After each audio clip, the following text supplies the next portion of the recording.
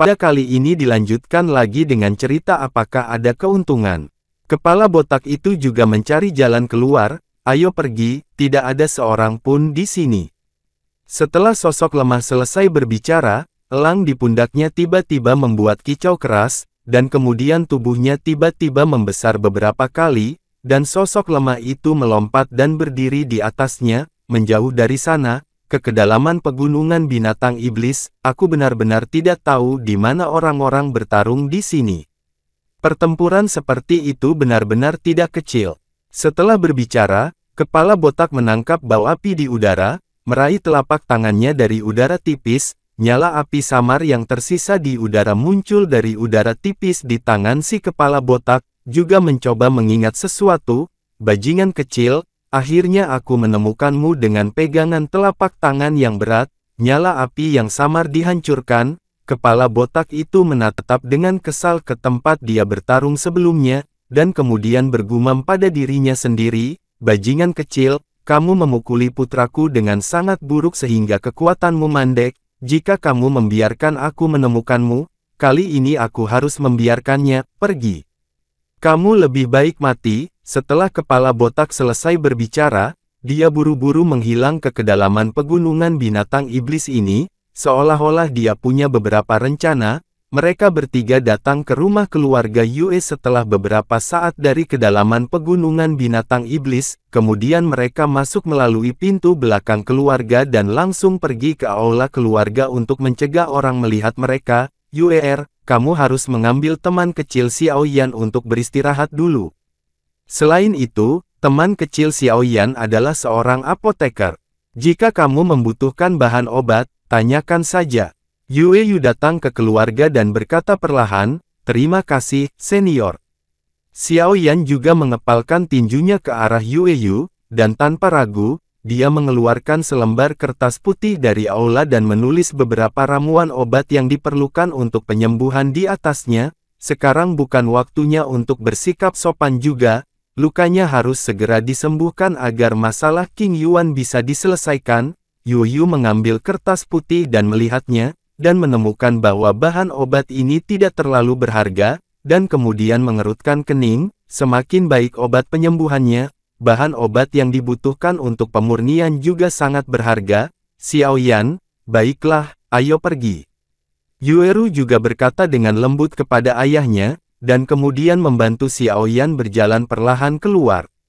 Jika luka Xiao Yan saat ini tidak diobati tepat waktu, itu akan menjadi akar dari penyakitnya. Kemari, segera siapkan semua bahan obat di kertas putih ini dan kirimkan ke Xiao Yan. Juga, keluarkan akar penyembuhan dalam keluarga dan kirimkan ke Xiao Yan. Yue Yu juga melihat Xiao Yan dan putrinya menghilang dari bidang penglihatannya, dan memanggil seorang lelaki tua yang duduk di aula. Patriark, ini benar-benar tidak mungkin. Seorang lelaki tua yang tampak agak tua berkata dengan ngeri, ramuan obat di kertas putih ini baik-baik saja, tetapi, menyembuhkan akar spiritual, sama sekali tidak mungkin.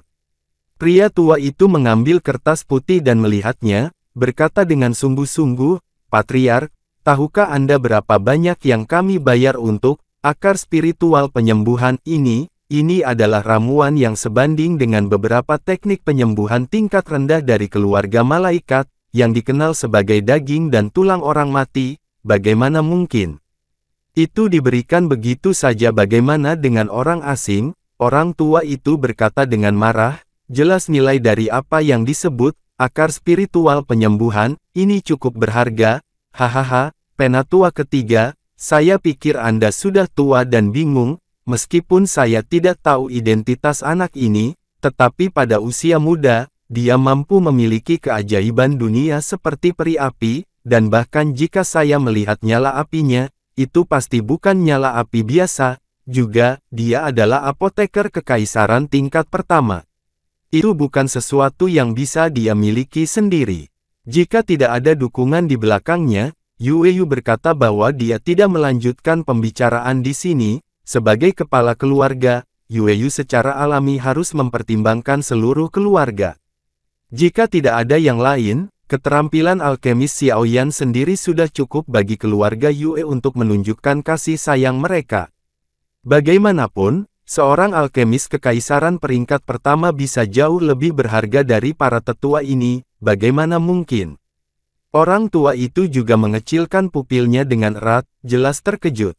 Seorang alkemis dari peringkat pertama kaisar pangkat sudah cukup untuk sejajar dengannya, belum lagi dia juga membawa keajaiban dunia seperti peri api, mata kikuk lelaki tua itu, mata lelaki tua itu juga redup, dan kemudian dia mengambil kertas putih untuk menyiapkan ramuan, pena tua ketiga, ingatlah bahwa Xiao Yan ini akan selalu menjadi bangsawan dari keluarga Yue kita, sembuhkan orang bangsawan yang memiliki penyakit gelap dalam diriku.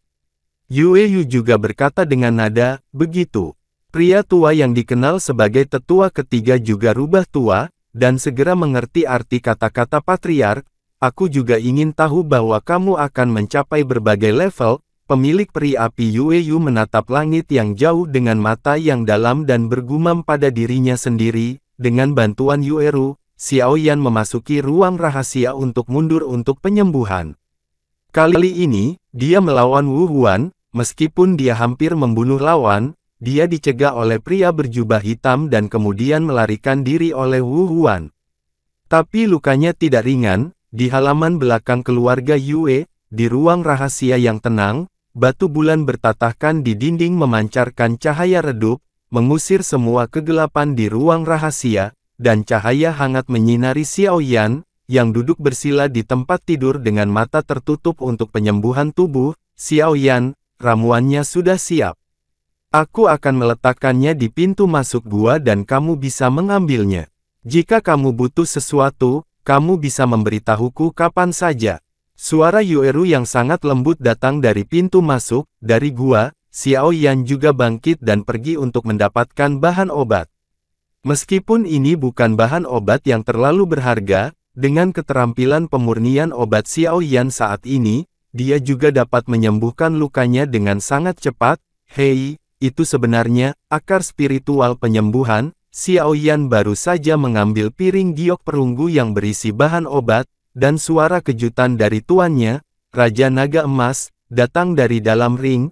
Mendengar itu, Xiao Yan juga menatap botol giok di tangannya, dan terpesona oleh piring perunggu. Saya melihat bahwa selain ramuan obat yang diminta Xiao Yan, ada cabang putih bersih yang tergeletak di atasnya dengan tenang, dan itu tidak dapat membantu memancarkan kekuatan yang sangat lembut, menyembuhkan akar spiritual. Ini adalah akar penyembuhan, yang mirip dengan kekuatan penyembuhan keluarga malaikat.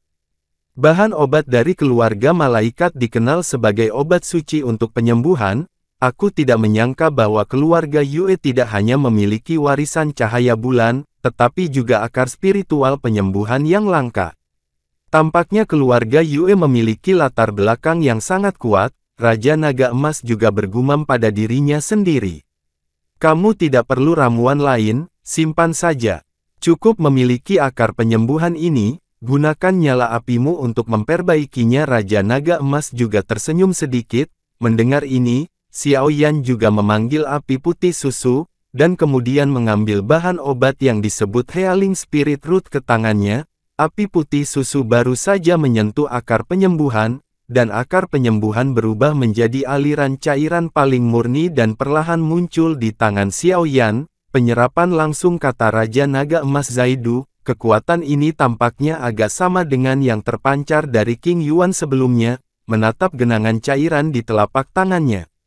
Xiao Yan sedikit mengernyit, tidak ada yang perlu dipikirkan, jadi dia harus berhenti, dan kemudian mengambil napas dalam-dalam, dan cairan putih bersih masuk ke mulutnya. Cairan itu hanya masuk ke mulut, dan kekuatan mengerikan itu membasahi seluruh tubuh. Tubuh Xiao Yan yang terkuras langsung terisi kembali.